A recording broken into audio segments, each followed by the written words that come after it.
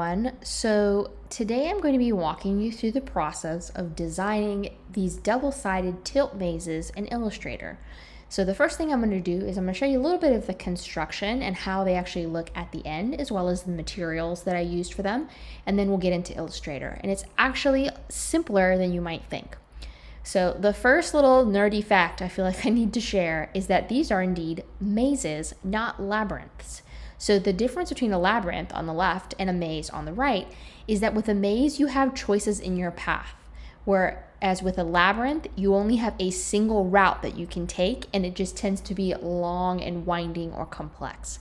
So in case you ever felt the need to know that, that is the difference between a labyrinth and a maze.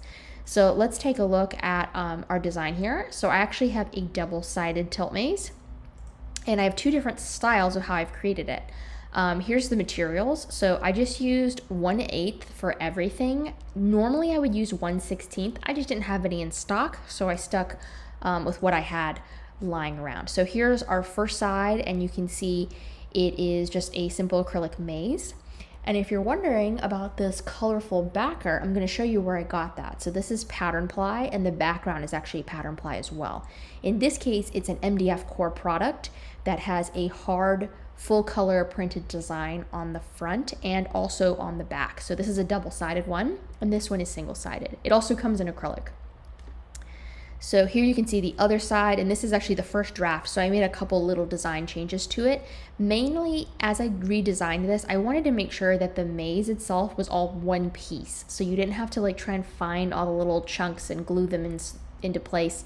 I wanted to make sure it was connected to the backer and that you just lifted it out as a single sheet. So that's the changes I've made. So here's the original, and then here's the slightly redesigned one. You can see I added a couple connections, and it definitely has, it looks pretty similar, but it's a nice look to it. So this is a really beautiful, fully acrylic one. It's held together with post bindings, which are very, very easy to find online. You can get huge sets of them for a couple dollars. And then it's got holes in it where the ball bearing will drop through onto the other side of the maze. So here you can see this would be one side, and then this is the other side here. So here we go, another couple shots of sort of the different colors. And then this is how the post bindings are attached. All you do is like screw these in. It's really the simplest thing ever. I actually added a little spacer here to make sure it was nice and tight, but you can buy these post bindings in a variety of sizes depending on what you're looking to do. There you can see our little ball bearing in here, and this is a 2.5 millimeter ball bearing. The reason I went with that size is that my materials are 3 millimeters, so that I wanted to make sure it was underneath that so it wouldn't get bound up on the actual design. And then, but if you wanted to do thicker maze, like 1/4 inch, you could use a larger or maybe more visible ball bearing, but this actually worked fine. It has enough contrast with the backs that it's not a problem. So there's a few more shots of that. And then this is the assembly for the post binding. So there's just holes, you stack the designs, and you screw it shut. Super, super simple. For the other one, I did a couple of different things. So I actually glued them down, and there's my little trick for that is I took a makeup sponge and I just dabbed it in glue and then like dabbed it along the back and stuck it on there. You could also be really smart and use 3M adhesive backing before you cut it, but I am incredibly cheap. So I chose not to do that. I just hand glued it down, but it really wasn't particularly challenging. So very easy.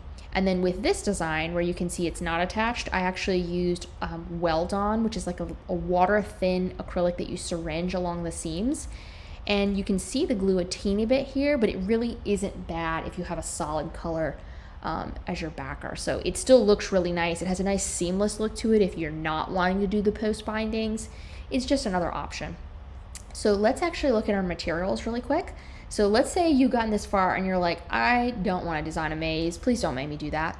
You can actually find mazes for quote unquote free from freepik.com. Now there are some commercial licensing things with this, so you wouldn't be able to like sell the files if you don't design the maze yourself. And many of the best mazes are from their premium subscription. I am not sponsored. No one is paying me to say this. I just actually use this website all the time. I do have a premium membership. So if you just want to skip the trouble and go get you a pre-made maze, you have no judgment from me, but you can check out FreePik. And then the same with these materials. I am not sponsored. These are all things I have paid 100% of my own money for, but I do really like the products. So the first one is Smoky Hill Designs. They sell some really beautiful pattern ply products. So it's a proprietary process they use. They sell a ton of different patterns, and they're available on certain days of the week for pre-order. So the acrylics are a Wednesday, and then I believe the pattern ply, which is a wood core or MDF core product, is available on Fridays. And I just ordered a whole bunch more of this, so we'll probably see some of that in future products. And then for most of my acrylics, I usually use Cerulean Tides. There's a ton of other great vendors out there. There's like WAI Supply, some other places. I also use Johnson Plastic Plus, but these are some smaller businesses that have a really great range of products and some good customer service. So just note that some of my products are from here. For example, the really beautiful translucent dark teal is from Cerulean Tides, and then obviously my pattern plies are from Smoky Hill. So in case you're interested in those, that's where they're at. Hashtag not sponsored. I just like the products. So let's go into Illustrator, and I will show you what my final file looks like. And this will be for sale if you just don't want to make anything or do the designs, but I figured I'd show you how to do it yourself in case you wanted to. So here we have my maze. Without the little tabs, with the tabs, and then on this one, because it's attached to the wall, I added an extra hole for the ball to fall through so that you could get to this side. Otherwise you wouldn't be able to access that side of the maze. And then I have this one, and then these are my clear backers. Now a little note about this piece, you can see it's 2 lines, and the reason I did that is, let's say, so this is your clear acrylic that's going over your design, you're gonna have to glue it down. Let's say you do not want to see the glue. You can actually use these 2 pieces here, set them both to cut, and cut a nice veneer edge to glue down to hide the glue. Or you can score this in your clear acrylic, peel up your masking, and then paint it, or like rough it up or sand it or do something to it to make it more opaque. You could also just use that as your guide for your glue. So you could paint your glue on, then peel it off and stick it down, and you maybe wouldn't have as much runoff. So that's kind of my thought behind that, but now you know why that's there. So not super important.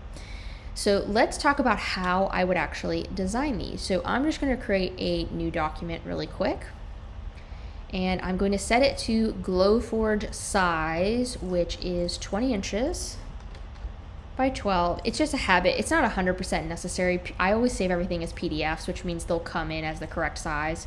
It's not a problem.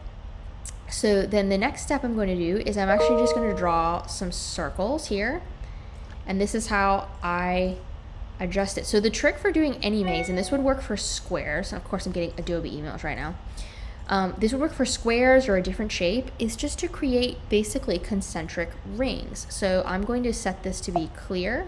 I don't know why it's trying to save right now. I'm going to copy, and then I'm going to hit Command-Shift-V to paste in place. I'm going to hold Command and Shift and Alt. I think I'm on a PC right now, so throw myself off. And then I'm just going to scale to center, and I would just do that over and over again until I had basically the size I wanted. Now I'm going to set my strokes to 10 points because that's about 3 millimeters. So it's about the thickness of the material. That's just an aesthetic choice. You could change the thickness of these walls to whatever you want them to be. There's really nothing intense you got to do for that. So you could just continue to make your concentric circles, scaling them down to center. I eyeball it. I find that's enough. This is not like mathematical perfection here. And then just to make sure that your ball bearing is going to fit, I usually will create a second circle. I'm going to set this to a red fill and no stroke. And then I'm going to click once, and I'm going to type in the size I want. So I'm going to say 2.5 millimeters, and I'm going to set that to, okay, so it's length 2.5 millimeters. I'm going to hit OK, and there's my ball bearing, and can I actually just put that in place and just make sure it's going to fit. So I do things kind of in a non-mathematical visual learner kind of way, and every once in a while I'm going to do something that you're going to be like, that is the dumb way to do it. It's just the way I do it, sorry. So I'm going to keep scaling these to center until I am where I want to be. Oops, I'll undo that. Scale them, do another one, scale that down. And then you could actually, like if you wanted it to be wonky, you could change sort of the distances here. I'm gonna do a couple more here just so I can get to like a nice size. And you can see I did not paste it correctly. Oops, looks like I didn't copy it. So even if you just bring them over, you can feel them kind of snap into place. So if you don't want to do the command paste in place, which you can also do here as paste in place from your edit menu, that'll be perfect. So I'm going to alt drag just to copy this, and I'm gonna make it a little bit bigger. I could use my transform panel to write in the size. So let's say I want it to be 4 millimeters so that the ball will definitely fall through. My portions should be constrained, so it should size up both sides. Let's try that one more time. 4 millimeters, hit enter. And then I'm just gonna set that in the center. And now if you wanted to do just a single-sided maze, instead of cutting through like I did, you could just engrave this well. So that will work too. Once I've made my concentric circles, I'm actually just gonna take my line tool, and then I will usually set it back to 10 pixels here and black, and I will literally just start drawing my lines. So I'm just gonna start building my map or my labyrinth by adding a few lines. And so you can do it this way, or you can go the opposite way and start making the holes first. I actually kind of think making the holes first is a little bit easier. So let's actually do that. So I'll leave those there. I'm gonna set my fill to white, and you could set it to something a little more obvious, like a medium gray, so you don't lose track of them. And for visibility's purposes, I am gonna do that. I'm gonna set them to like a color. So I'm gonna set them to a medium gray. And then I like to work from the center outward. So if this is my end point, I'm just gonna start making a path that's going to take me out of the center. So I'm just gonna make sure that I have an exit strategy that's gonna get me out of the design. And I just try and point my lines towards the center so that they look nice. Now, in general, I'm gonna make these usually a little bit thicker than the ball needs to be. So you can see that would definitely fit through that slot, but because the acrylic can sort of shift a little bit, it's pretty thin, the gaps can kind of close up, and you don't want your ball to get stuck. So I'm gonna make these just a little bit thicker at 14 points. And then I'm gonna continue drawing. So I'm gonna make my exit path. Let's say I wanna come all the way up here, and then I wanna go over here. And then I'm gonna create a couple different exits here. And then I'm gonna go back. I'm basically gonna go back and forth. And to switch between the designs, if you just take your arrow and click your black stroke, it's gonna change your settings back to match that, and then you can just start drawing more lines. So now that I've seen that, so I can go this way, I wanna come out, I wanna get to that. So maybe I'm actually going to add a line here, and then I'll make another exit. So essentially this is it. I'm gonna make a really simple, not great maze, because I've already done this design, and this takes me a little bit of time, because there's a couple things I'm going to be thinking about. And one is making sure that all of the rings at some point are connected to the ring next to it. And the reason is because when I lift this whole thing out, I want it to stay connected as a single piece. I don't want like some little lines and circles and bars and different things going different places. So I just want to make sure that everything is connected and it's all going to stay as a single piece. And sometimes that takes just a little bit of like trial and error to make sure that you've done that. So this is definitely not going to be a functional maze at this moment, because this is probably the most tedious part, is just thinking through how you want your maze to be designed and planning your path. And if you're having trouble visualizing it, something you can do is create a new layer. So I'm going to do right over here. I'm going to hit a new layer. I'm going to lock this layer just for a second. I'm going to take my pencil tool and I'm going to grab a bright color like this pink. And I am going to just draw in the ugliest way possible. Oh, that's too big. Let's make our point much smaller. I'm gonna draw the path I want them to take. So let's say I want them to come out here, and then I want them to go here, and then I'm gonna go this way, and I want them to have to go this way. And you can see I'm using a mouse, so this is not the best method here, but I want them to go out like that. I'm then going to go back to my layers. I'm just gonna lock that layer and then go back to my drawing layer. And that's gonna help me visualize the path I'm trying to do, so I can start creating like blocks in the directions or areas that I don't want people to go. So if I'm trying to get them to go this direction, you can see I've already blocked off that exit. Maybe I want to, so I got one here. Let's see. Maybe I want to put one here to kind of block that. You can see I went back to the pencil. I need to go to the line tool here. I want them to have to go this way, and then I'm gonna have to add an exit here, and some of these are just red herrings, so I'm just gonna play around. But essentially that is the process of designing the maze itself, is just creating the lines and then the exit points. Once you've done that, I'm gonna turn off my path. I'm gonna show you how to actually cut this up into a proper maze. So the first thing I'm gonna do is I am going to select everything here, and I can actually get rid of this little circle for now. No, we can leave it, never mind. It's a good visual aid. So I'm gonna grab everything and I'm gonna go to Object, Path, Outline Stroke, and that's gonna make all of my strokes into a solid shape. The next thing I'm gonna do is I wanna select all my black shapes and I want them to fuse together. So I'm gonna take my magic wand tool, and you can double click this and it will allow you to control the tolerance. So for example, if I had a really high tolerance, it might select these grays as well. I want it to be exact, so I'm just gonna put it at 1. And you can actually turn on stroke color and some other things so it can select by a lot of different features. But I'm just going to select all my black. I'm gonna go to my Pathfinder panel, which you can find under Window and Pathfinder. And I'm gonna fuse them together using the Unite option. So bam, now all of the black is combined, it's fused together, it's a single shape. And from here, this is a good time to check to make sure everything's connected. So if I double click on this and take it in isolation mode, you can see I can like click and it's all one piece. Now that was not where you wanted to click, but so ignore that. But once I'm done with that, I can come back. I'm now gonna select all of my gray areas and you can see they dropped behind. I need to make sure they're in front. So I'm gonna go to Object, Arrange, Bring to Front, I should say. And now I'm going to combine all of those as well, because if I try to just do my next step without doing that, let me show you what happens. So I want to subtract all of these gray bars from my black. So if I highlight them all and hit minus front, everything just randomly disappears. And the reason is that these need to be a compound path.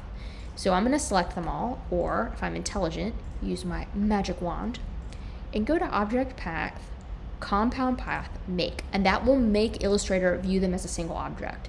Then grab those, my solid black object, minus front, and bam, done. That's it. That is how you create a maze. You can do it with stars, circles, squares, whatever, but essentially all you have to do is create concentric rings of your shape, draw your lines in the same width, draw your gaps, and then set everything to outlines and use your Pathfinder to combine the areas that are walls and then minus the areas that are meant to be pathways. So very, very, very simple. Now let's actually go to my original design file. You can see this is for a future project, but here we go. We can see that I have already done that. And let me show you, this is what I meant by making sure it's all one piece. So in my original draft of this, you can see it's not all grouped. These are all separate pieces, which means when I cut these out of the laser, I'm gonna have all these little parts that I've got to realign and make fit. And I don't want to do that. So when I'm trying to fix that, I will take one object and I will usually change its color so I can see it. I accidentally added a stroke here. Let's turn that off. And then I will go through and just make sure I connect the pieces so that they're all part of the main object. So I'll add new walls, set them to outline, and then use my Pathfinder to unite them. And this is definitely a time where you would want to maybe draw your path so you don't accidentally block off the solution to your maze. So that's just a little note there. And then for these, this is just a matter of taking the outer circle that I used here and drawing the little holes, making sure that they line up to the design, and that's pretty much it. So that's pretty self-explanatory, but one little tip, if you haven't made this part yet and you want to make sure it's exactly the outer width of this, the trick is to double click this shape and double click again and just try to grab this outer edge. And you can see if I pull it, it's going to break it apart. I'm going to hit copy, I'm going to hit paste, set that to an outline, and now it's the exact outer width. So that's like a weird, it's kind of hard to explain why that happens. It has to do with it's grabbing the outer stroke of this shape because we turned these into shapes. And that's kind of helpful because if you were just to go back to the original and use the stroke, with the strokes panel, the thickness straddles the line. So the actual stroke is in the middle and then the thickness grows out from either side of it, which means if you just grab that shape, it would be too small. So very kind of minor, kind of crazy. I'm going to show you my little trick for actually making this one next. So let's copy that so we can just see it in our practice artboard. And this is the way I did this. This is where you're going to think I'm really a weirdo, because I'm not like, I didn't want to have to draw these perfect curves on this concentric circle. It's going to be too complicated. It wasn't easy. So instead what I did was I just drew a bunch of lines. And actually, let's start with just one, like a smart person would, instead of randomly drawing different size lines. And then I set that to a stroke. And I just double click there, and I'm gonna set that to 10 like I did for my others. And then all I did was I alt drag to copy, and I spaced these out evenly. So they're not spaced out evenly at the moment, but I'm gonna show you how to do that. So if I grab these and I go back to my align panel, which is usually connected to my Pathfinder, I can hit horizontal distribute center. It's gonna make them even. And then this is the weird part. So if you, sorry everyone, but basically I would grab these two shapes and click my transform panel to see how big the gap was. So this is this size. So I would copy that. I would then go to my circle tool, click once, paste that dimension in, making sure that it was united. And that would make a circle that was the exact distance in between. And that way I could do this and get them like pretty much perfectly lined up, use my direct selection tool, and then delete one side of the circle. That's what I did. So I'm sure that sounds absolutely insane. I don't know why that's the way my brain thinks, but that's the only way I could come up with to do this. And so I would just measure the gap of wherever I wanted to connect, and then I just freeformed it. Like I just sort of made this up as I went. There's no magical secret algorithm for how I designed this one. I just started with some lines and I added some circles. So for example, if we now want a big circle that's gonna go across here, I'm gonna do the same thing. I'm gonna find out what the distance is, copy it, click once with my circle tool, paste that in, making sure it applies to both dimensions. And then I should be able to kind of just get those aligned. So I would just visually align it until they kind of snap on that center point. Use my direct selection tool and delete one side. And then from there you can actually sort of zoom in. And if you want to actually make this a contiguous line, you can highlight the two areas of where they connect. And I'm going to move these. I'm running out of space here. Oh no. You can move these just so you can see what I'm about to do. Highlight the two joints here, and sometimes you need to use the white selection tool for this, and hit Command J to join them. So that way I could fuse these into a single line and not have to worry about trying to pen tool that with my Bezier curves. Like if I was trying to like draw this curve, like I could do it, but chances are it's not going to be perfectly even. I'm going to have like lumpiness. It's going to look crazy. It would take way too much time compared to just using circles and lines. So this entire design is just a matter of me making circles and lines over and over again until I liked the design. And then one last little tip to get the rounded ends. All you do is select your lines, or whatever lines you have here. I'm going to select all of them actually. I'm going to go to my stroke panel and I'm going to hit rounded end cap. Boop, done. So that was my technique for doing that. And then I just drew a circle, once again, set everything to outlines, and then fused it into the circle. So this one in some ways was simpler because you don't have to make your gaps, but it's just required a little more like patience and thinking as I was doing the design. But it has kind of a cool effect. It looks more like a labyrinth than this one does. But you could easily do this with a circle, a star, a pentagon, anything, and the same concept will apply. So that's two ways that I did a tilt maze. And then the last technique I'm going to show you really quickly is how I added my little tabs here, because I imagine that would be very helpful for anyone that does want to use the binding posts. So let's say I have my completed maze here, which I do. I'm going to remove this one, just copy it and then delete it. And I'm going to drag this down. So I've completed my maze and now I want to add my tabs. So all I did was draw a circle, and this is going to look a little different than what I have here. I'm going to change the color so you can see it a little bit better. Swap, turn off the stroke, and then I kind of like got it aligned sort of where I wanted, and then I deleted one side of my circle. So that same technique I did before, that's what I did to add my tab. But we're not done yet because there's a little funny way of thinking that you got to do this too. So I'm going to Alt drag to copy. I'm going to flip it over, and then I'm going to get it basically aligned at the width I want. So basically how wide I want these to be spaced so that they cut into the outer edge, but they don't overlap any weird way. I'm then going to, well, actually, let me undo that because it's a little easier to add the little circle cutout first. So let's do that. So this is the size. You can see it's 0.1748 inches. That works perfectly for the binding post. I've never found a binding post that didn't fit that. I'm gonna add it right here. So all I did was copy and paste that circle. If you know the circle size, I usually copy it and paste it out of my other files because I just know it's the right size. And then I'm going to use my minus front here. Boop, there's my little circle. Now I'm gonna copy that by Alt dragging, rotating, holding Shift, and then getting it to about the width that I would like. And now I just need to do a little bit of a dance with the align panel. So I'm going to grab both of these, and you can see they are not currently lined up, and that's important because if they're not perfectly centered and lined up, you wouldn't be able to flip your maze design if you needed to, and it means it'll only align one way. So then I'm going to take my align panel, I'm going to align them on center so that they are now centered with one another, and I'm going to hit Command G to group them.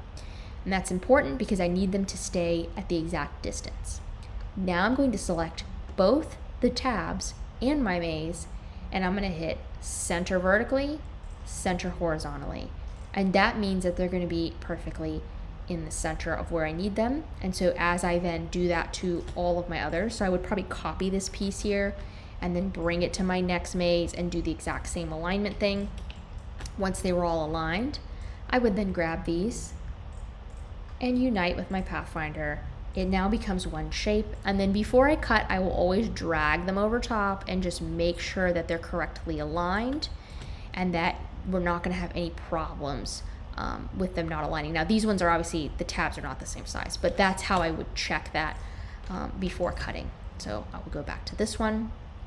I'll make sure that it works like that, and it does, and then I will check one other thing. I'll go to Object, Transform, Reflect, and I will flip it both vertically and horizontally. I'm just going to preview. I'm not actually going to hit OK. And that makes me sure that even if I flipped the map upside down or I had the other side, it's going to be aligned correctly, which is sometimes really helpful, especially if you're like me and sometimes you accidentally cut on the wrong side of your product and have to flip it. That'll help you. So that is essentially all you need to do for that. So for these, all I did was I took my circle, I added it, left my dots, and I've left them in a different color so that I can either engrave them if I'm doing a single-sided maze or cut them if I'm doing a double-sided maze. And then my only trick was making sure that the two sides aligned correctly with the holes. So in this case, you have to remember this is going to be on top of this. So you're going to want to flip this to double check that the holes align correctly. So I'm going to go to Object, Transform, Reflect, Vertical, OK. And that just allows me to determine, yep, the holes are not running into one of these bars. It's going to work fine when I actually cut those out.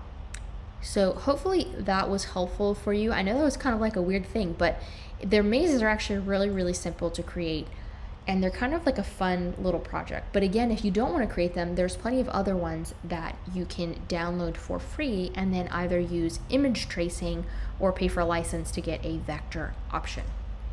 So once you've done that, you would just upload it to the Glowforge interface, and I used proof grade settings for pretty much everything. That includes the settings for the pattern ply, which I showed you guys. So these products, so the acrylic from Cerulean Tides or the pattern ply from Smoky Hills, they provide settings for you, so you can just click on the object and they'll usually tell you what the settings are. And you can purchase double-sided or single-sided in many cases, and it tells you the settings. So that makes it really, really easy to work with. But hopefully that was fun and you'll get a chance to try making your own tilt maze. So until next time, thank you guys.